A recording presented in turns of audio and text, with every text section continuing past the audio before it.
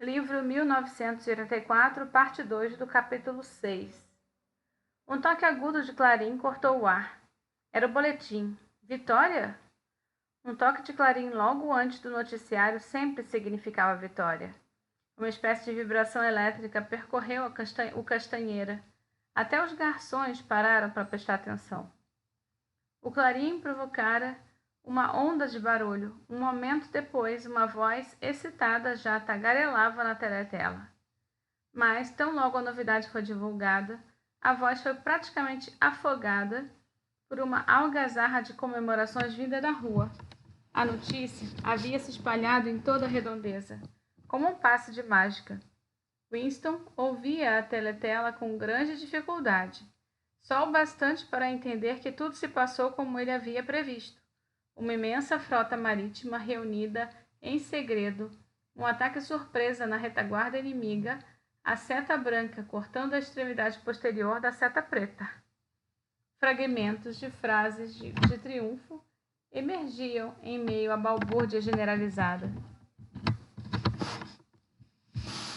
Manobra estratégica de grandes proporções. Perfeita coordenação. Derrota total. 500.000 de prisioneiros. Desmoralização completa. Controle de toda a África. Deixa a guerra a uma distância palpável do fim. Vitória. A maior vitória da história humana. Vitória, vitória, vitória. Sob a mesa, os pés de Winston faziam movimentos convulsivos. Não saiu de onde estava, mas em sua mente ele corria velozmente para se juntar à multidão, que já tomava a rua, urrando de alegria. Tornou a contemplar o retrato do grande irmão, o colosso que cavalgava o mundo. A rocha contra a qual as hordas asiáticas se chocavam em vão. Winston pensou que há 10 minutos, sim, há apenas 10 minutos atrás, ainda nutria em seu íntimo dúvidas sobre qual seria a espécie de notícia que chegaria no fronte de batalha. Não sabia se seria a vitória ou a derrota, mas agora, não foi apenas um exército eurasiano que havia sido esmagado. Muitas coisas haviam mudado nele. Desde aquele primeiro dia no Ministério do Amor, no entanto, a transformação definitiva, salvadora, capaz de curá-lo de uma vez por todas, ainda não tinha acontecido até aquele instante. A voz da teletela prosseguia, dando detalhes de prisioneiros, de pilhagens e matanças. Enquanto lá fora a gritaria toda já vinha arrefecendo, os garçons levantavam-se e lentamente retornavam ao trabalho. Um deles veio até ele com uma garrafa de gin. Mergulhado num sonho bem-aventurado, Winston já não percebia que enchiam o seu copo. Já não corria nem urrava de alegria. Estava outra vez no Ministério do Amor, perdoado por tudo, com sua alma branca como a neve. Estava no banco dos réus, em praça pública, confessando tudo, entregando a todos. Estava atravessando novamente o corredor de ladrilhos brancos, com a sensação de caminhar ao sol. Tendo atrás de si um guarda armado.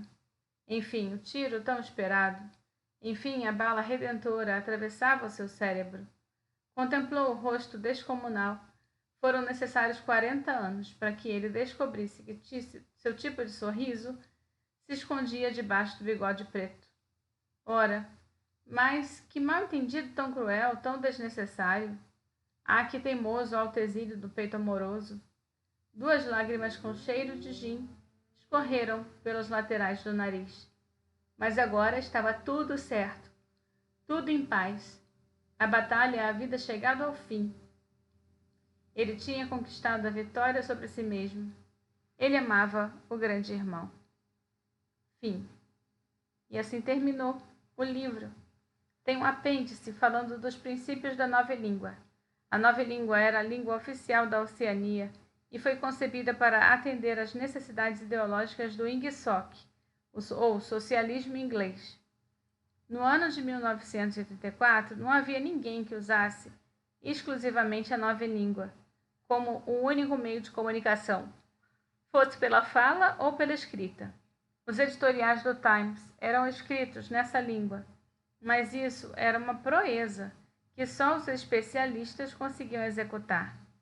Esperava-se que a nova língua finalmente viesse a substituir a velha língua, ou o inglês padrão, como chamamos, lá por volta do ano 2050.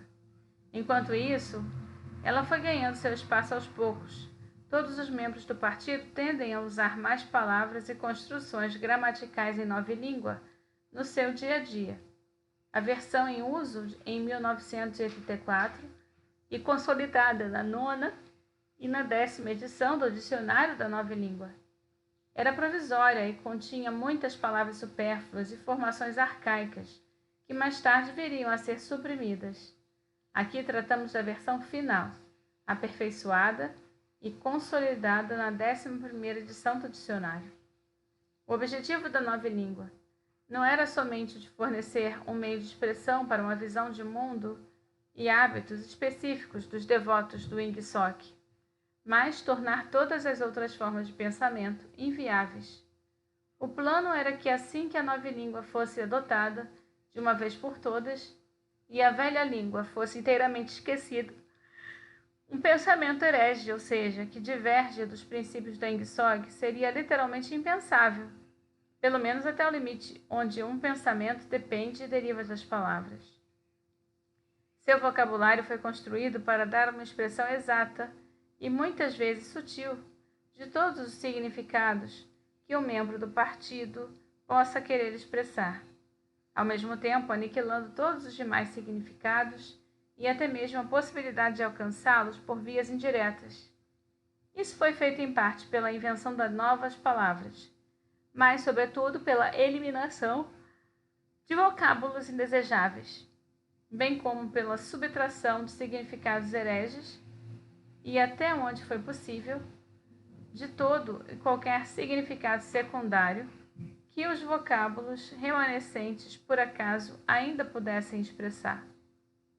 Vejamos um exemplo. A palavra livre ainda existia na nova língua, mas só podia ser usada em frases como: este cachorro está livre de pulgas, ou esse campo está livre de ervas daninhas.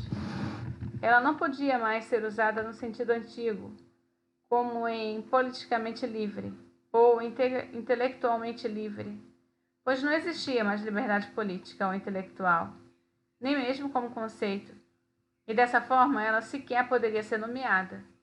Por outro lado, embora fosse visto como um fim em si mesmo, o programa de redução do vocabulário teve um alcance bem mais amplo do que uma mera aniquilação de palavras hereges. Não restou nenhuma palavra que não fosse imprescindível. A nova língua não foi criada para ampliar, mas para diminuir o alcance do pensamento. E tal objetivo foi auxiliado indiretamente pela redução do estoque de palavras ao mínimo. A nova língua teve como fundação a língua inglesa, como a conhecemos hoje, embora muitas frases da nova língua ainda não incluíssem vocabulários criados recentemente, fossem praticamente incompreensíveis como os atuais falantes de inglês. As palavras da nova língua se dividiam em 3 classes distintas, conhecidas como vocabulário A, B e C. Por uma questão de simplicidade, vamos discutir apenas a classe separadamente, embora seja perfeitamente possível lidar com as peculiaridades gramaticais da linguagem na seção dedicada ao vocabulário A, uma vez que as mesmas regras se aplicam a 3 categorias de palavras. O vocabulário A inclui as palavras necessárias para ações cotidianas: comer, beber, trabalhar, vestir sua roupa, subir e descer escadas, usar o meio de transporte, cuidar das plantas do seu jardim, cozinhar. Ele era composto quase inteiramente de palavras que já possuímos, tais como bater, correr, cão, árvore, açúcar, casa, campo. Mas, se comparado ao atual vocabulário inglês, abrangeria um número bem mais reduzido de termos, ainda que os seus significados fossem definidos com maior rigidez. Todas as ambiguidades e nuances de sentido tinham sido eliminadas dele. No limite do possível, uma palavra em nova língua dessa classe era algo limitado ao que podemos expressar como um som bem curto, por sua vez, trazia um conceito claramente compreendido.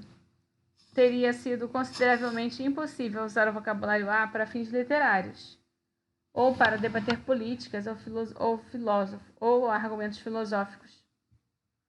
Assim, a sua função era exclusivamente a de expressar pensamentos simples, com alguma finalidade útil, em geral envolvendo objetos concretos ou ações físicas. A gramática da nova língua tinha duas peculiaridades bem interessantes. A primeira era uma permutabilidade quase que completa entre diferentes partes de um discurso. Qualquer palavra do idioma, em princípio, isso também se aplicava até mesmo às palavras abstratas como se e quando, podia ser utilizada como verbo, substantivo, adjetivo ou advérbio. Dessa forma, jamais havia variação entre o verbo e a forma nominal, quando ambos pertenciam à mesma raiz.